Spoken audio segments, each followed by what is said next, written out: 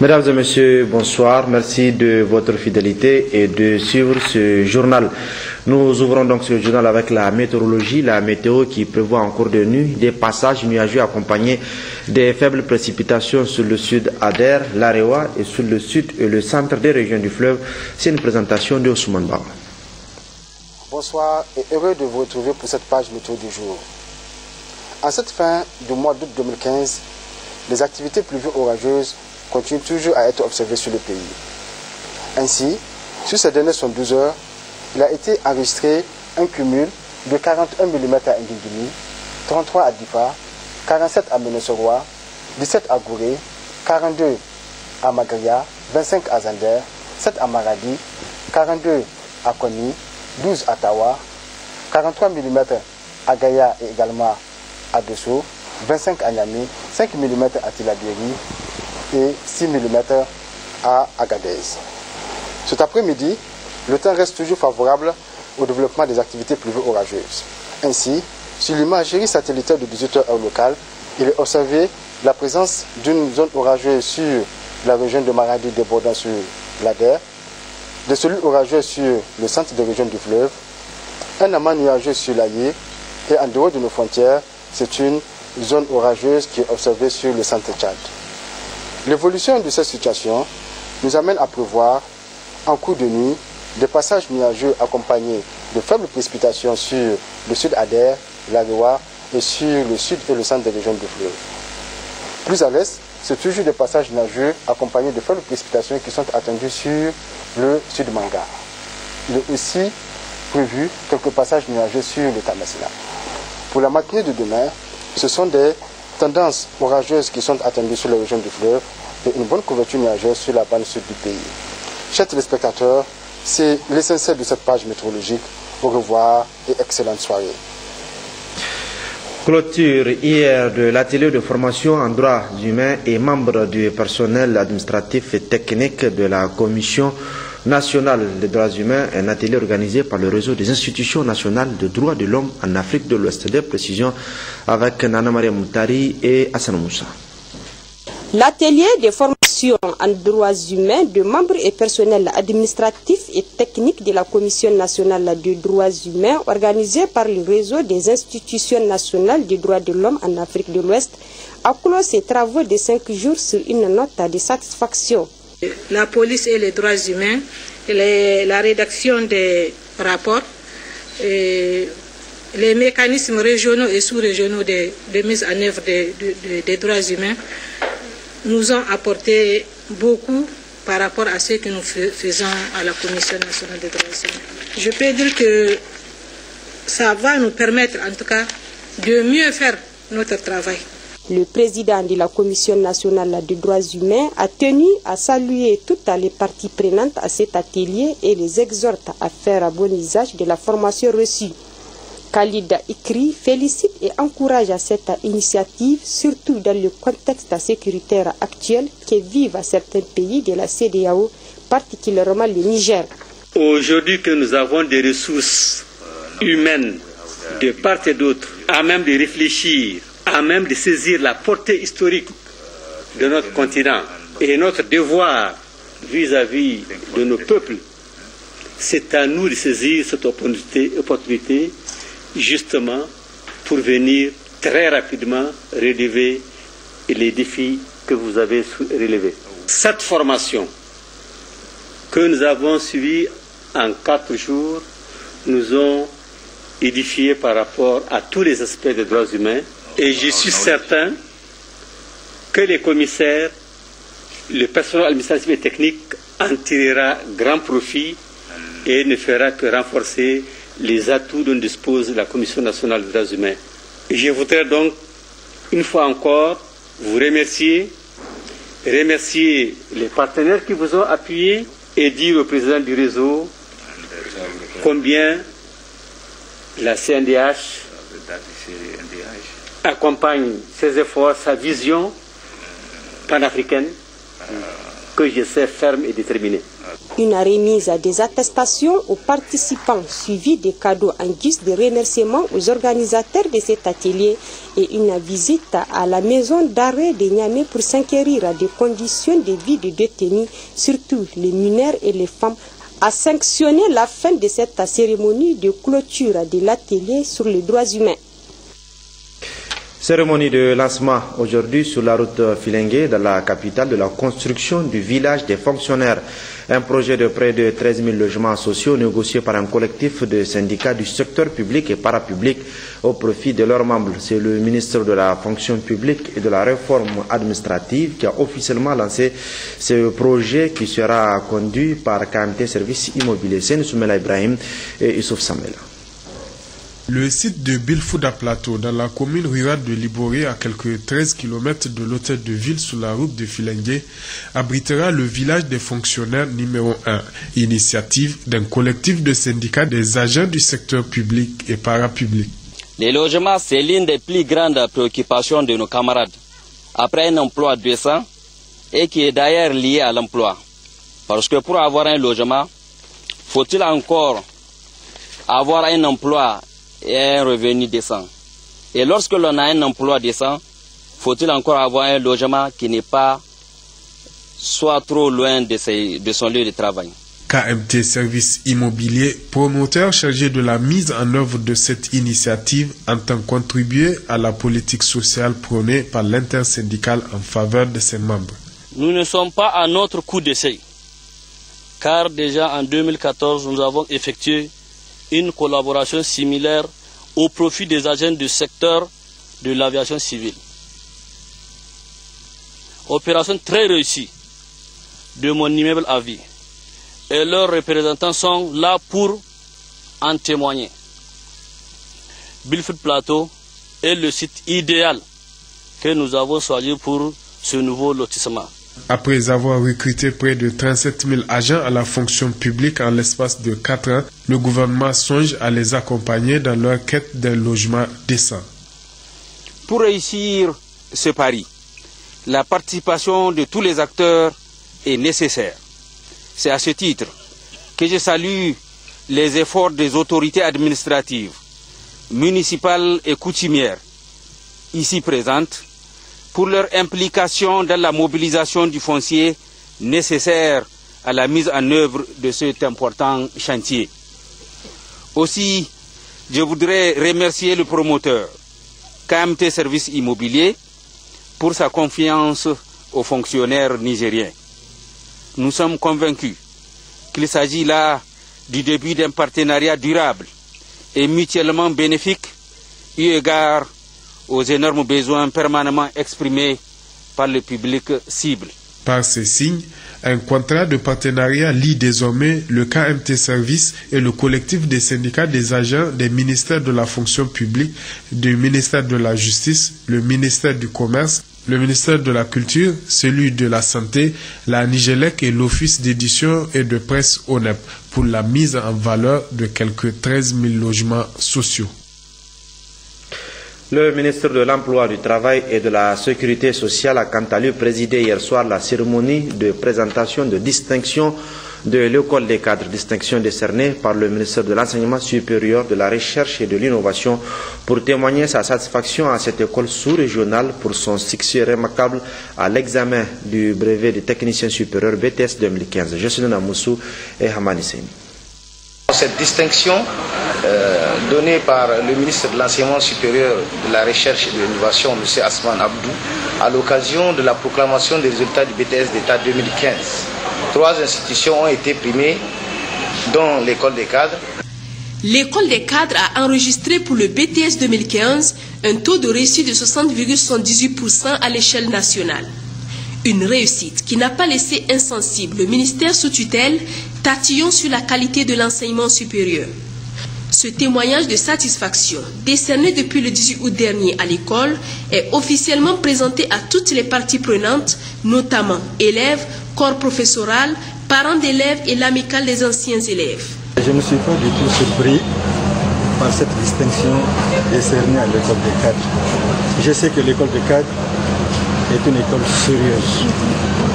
Depuis la formation que j'ai reçue à l'école des cadres, je vous dis, je gère bien ma société. Pour le coordonnateur de l'école des cadres à Niamey, c'est le fruit de l'effort de tous. Notre rencontre d'aujourd'hui, en cette occasion de réjouissance, témoigne non seulement de la reconnaissance par le gouvernement que l'éducation représente la principale arme avec laquelle nous mènerons la bataille pour le développement. C'est du reste cette option que notre école a traduite en décidant de s'installer au Niger et dans certains pays de la sous-région. Pourtant, nous n'en resterons pas là car le tout n'est pas d'avoir cette année de bons résultats, mais le challenge est de pouvoir les consolider et les amplifier les années à venir. Ceux qui ont surtout cru à l'école, ce sont les parents d'élèves, dont le représentant profite pour donner des conseils d'usage. J'encourage le corps professoral et aussi, en tant que parent d'élèves, j'encourage les étudiants. Parce qu'il faut bien que les étudiants sachent que les parents, ils ne sont pas à négliger. Ils ne savent pas comment les parents se sont décarcassés pour leur payer des études. Donc ils ont intérêt à donner des résultats, à se sacrifier parce que les parents se sont sacrifiés pour eux. Pour le ministre de l'Emploi, il s'agit surtout pour ces écoles de former en fonction de la demande sur le marché de l'emploi. Nous avons aujourd'hui créé l'Observatoire national de l'emploi et de la formation professionnelle qui doit nous renseigner. À l'endroit des récipiendaires, vous avez aujourd'hui le diplôme. Il faut que vous lui donnez un sens. Lui donner un sens, c'est en allant vous inscrire d'abord au niveau de l'Agence nationale pour la promotion de l'emploi pour que nous savions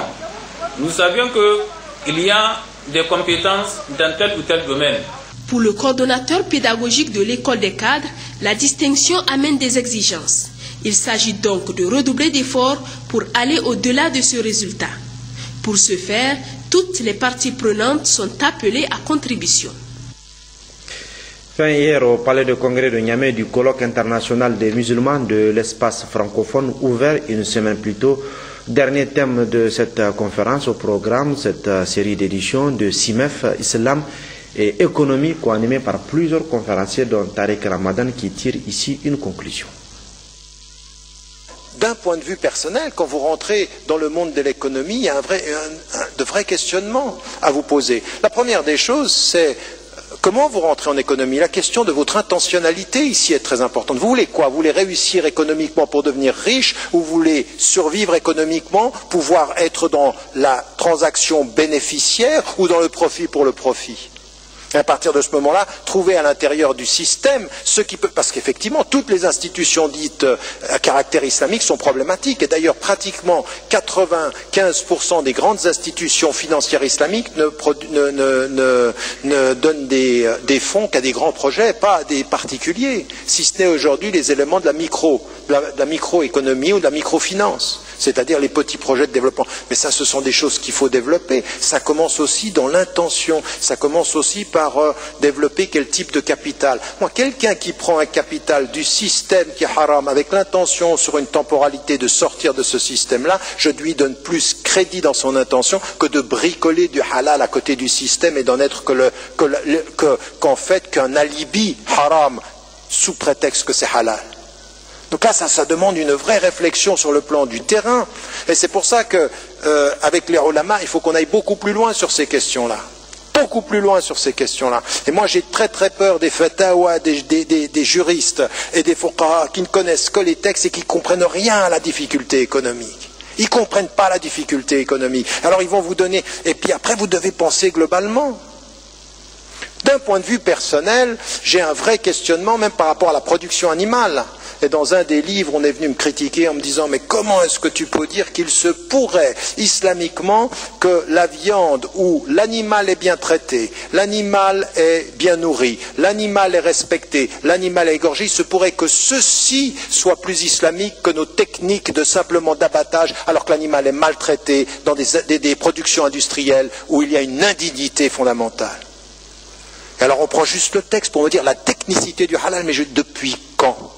C'est la technicité du halal qui fait que dans notre rapport au monde, on dira ça c'est halal et ça c'est haram. C'est halal comme on traite les animaux. Mais les juristes ne vont pas aller jusque-là. Pourquoi? Parce que la priorité du texte sur le monde et leur non-connaissance du monde a fait que c'est que le texte qui leur donne ce courage. Ou cet évitement.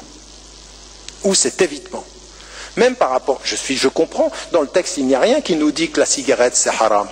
Et certains, très majoritairement, les savants vous disent c'est makrouh, c'est-à-dire c'est détestable. Mais regardez le monde et regardez ce que produit le monde de mort, de traitement de la santé, de ce que ça donne à l'industrie pharmaceutique de nous mettre, nous, dans des situations qui sont aujourd'hui des situations où la mauvaise santé, les maladies cardiovasculaires, et puis les morts et le cancer. En fait, on dépense de l'argent pour détruire sa santé et des savants vont vous dire à la vue des textes makrouh. Mais si vous comprenez que le monde et le texte sont deux sources de ce que vous devez dire, vous devez aller plus loin, à mon sens. Et pour moi, quelqu'un aujourd'hui qui fume et qui ne comprend pas l'ordre général du monde, c'est un vrai problème pour moi. C'est un vrai problème. Et ça pose toute la question d'où vient, vous avez posé la question, qui donne la valeur à quelque chose sur le plan de la monnaie, et moi je pose la question, qui détermine que c'est halal et haram, uniquement par les textes ou par rapport à l'ordre du monde tel qu'il évolue? Le ministre de la Jeunesse et des Sports a procédé ce matin à l'installation officielle des 9 fédérations sportives dont la délégation de pouvoir avait été retirée. Après cette cérémonie, les dites fédérations concernées sont vont donc à l'exercice de leurs fonctions. Le résumé de Mahamadou Djingare et Moussa Hassan. Il vous souviendra que le 14 janvier 2015, le ministre de la Jeunesse et des Sports, Abdul Karim Dambala, procédait au retrait de délégation de pouvoir de 9 fédérations sportives. Après ce jour 29 août, un long processus a permis de renouveler ces structures. En effet, des comités de gestion mis en place et un comité paritaire ont permis de doter ces fédérations de textes conformes au nouveau statut type et l'organisation des assemblées générales statutaires et les électives. Le 1er août dernier, cette présente cérémonie consiste alors à l'installation des nouveaux présidents et leurs membres. C'était l'occasion pour le vice-président du comité paritaire, Adamou Imiran Maïga, de remercier le ministre des Sports pour son implication directe dans ce processus. Il lance par ailleurs un appel pressant aux présidents de fédérations afin de jouer pleinement leur mission, celui de servir le sport et non se servir. Je voudrais, avec votre permission, féliciter l'ensemble des élus, présidents, membres et leur souhaiter un bon cheminement, beaucoup de succès. Je voudrais rappeler que c'est des rôles qu'ils vont jouer. Je voudrais rappeler que la mission au sein d'une fédération est avant tout bénévole. Il vaut mieux venir servir que de venir se servir. Il vaut mieux venir avec la conviction qu'on peut apporter un plus au profit de la jeunesse et du sport, mais il faut bien qu'on retienne que l'esprit patriotique doit prévaloir partout et que nous devons œuvrer, non seulement à satisfaire les aspirations et besoins de cette jeunesse qui nous a fait confiance et qui nous observe, mais aussi défendre le drapeau nigérien partout où cela se doit. En procédant à l'installation solennelle, le ministre a précisé qu'il sera élaboré un cahier de charges à l'issue d'une séance de travail entre chaque fédération et le ministère. Je voudrais d'abord,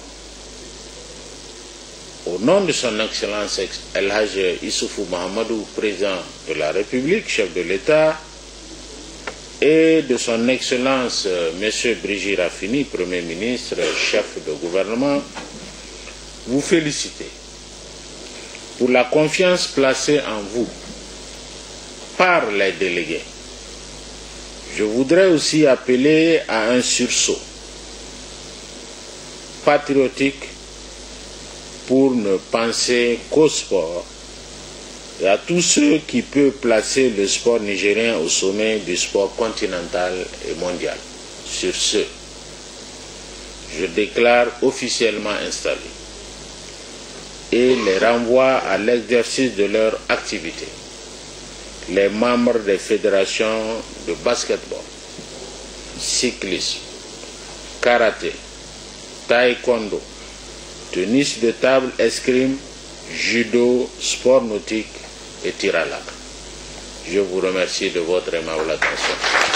La cérémonie s'est clôturée par la remise officielle des délégations de pouvoir aux 9 nouveaux présidents élus et le ministre les renvoie à l'exercice de leurs fonctions. Cette cérémonie a été également l'occasion pour le ministre des Sports d'investir officiellement la FENIMADA, la Fédération nigérienne de Maracana et disciplines associées. La dernière des fédérations sportives, son président Sadou Meguzo promet de vulgariser le Maracana partout dans le pays. Promouvoir le commerce de transit en vue d'une intégration économique des pays sans façade maritime. Cette question était au centre d'une rencontre tenue à Abuja, au Nigeria, et qui a enregistré la participation du ministère des Transports. En marge de cette rencontre, le directeur général du CNUT, à la tête d'une délégation d'opérateurs économiques, a entrepris des visites sur différents ports du Nigeria. Moustapha Tino.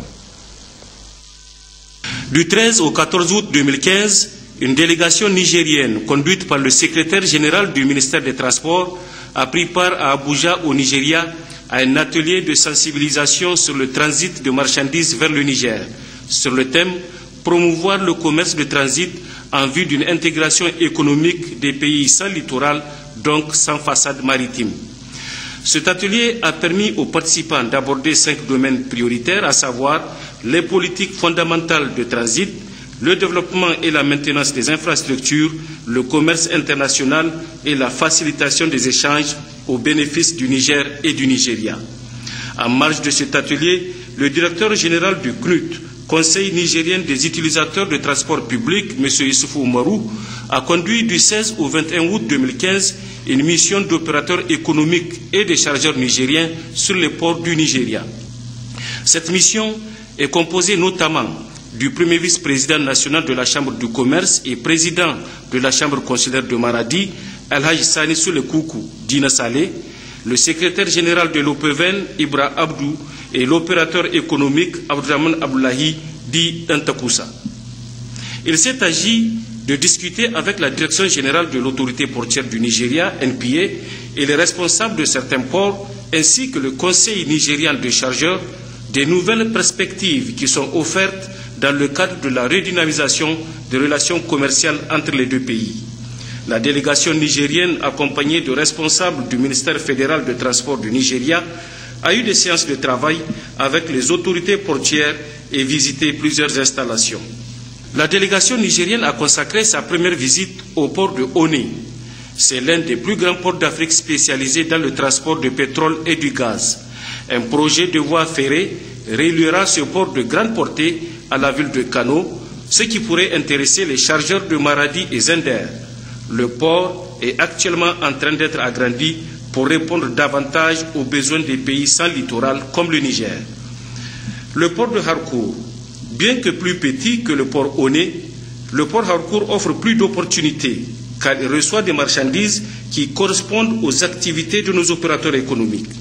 Il est relié par une voie ferrée à Kano et pourra donc intéresser également les opérateurs économiques de Zender, Maradi et même Tawa. Le port de Lagos. La journée du 20 août 2015 a été consacrée par la délégation nigérienne à la visite des ports de Apapa et de Tinkan. Le port d'Apapa dispose de 2 terminaux. Le terminal APM, le premier de l'Afrique occidentale, est le seul qui est directement intégré au rail qui va à Kano et qui dispose surtout au port sec de Kano d'une superficie de 20 000 m². En termes d'avantages comparatifs, ce terminal est meilleur à tous les ports utilisés jusqu'à présent par nos opérateurs économiques. En effet, en plus de facilitation administrative, il permet l'acheminement d'une cargaison du terminal à la frontière du Niger en seulement 8 jours. Le port de Tinkan, Islande, lui, jouit d'une solide expérience inspirée du port de Tema au Ghana. Nigerian Railway Corporation, NRC, ou Direction nationale des chemins de fer, c'est une étape importante de la visite de la délégation nigérienne, car le chemin de fer est non seulement un des moyens de transport le plus commode, mais surtout le moins coûteux. Les terminaux de train vers la frontière nigérienne sont Kwaranamoda dans l'état de Sokoto, Kano et Nguru, état de Yobe. La mission conduite par le directeur général du CNUT s'achève le 21 août 2015 sur une note de satisfaction générale. En effet, comme il en a émis les vœux, tous les aspects liés à la facilitation du transit de nos marchandises à partir des ports du Nigeria ont été pris en compte afin que les activités sur le corridor Niger reprennent avec intensité pour le plus grand bonheur de nos populations.